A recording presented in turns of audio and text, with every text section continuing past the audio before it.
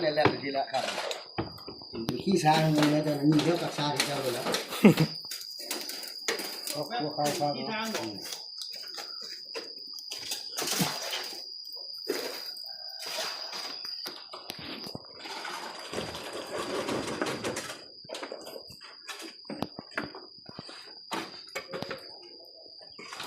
ตามพอคน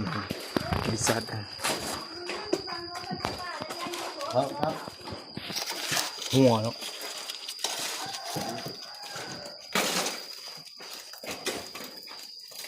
เหลวตอนเจ็บท้องพลวนเขาเป็นคนเจ็บท้องนะครับ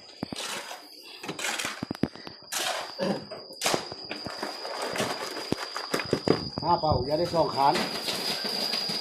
โอ้ครับเอาสงขลาเลยเป็นโปรเจกต์ต้นล่ะ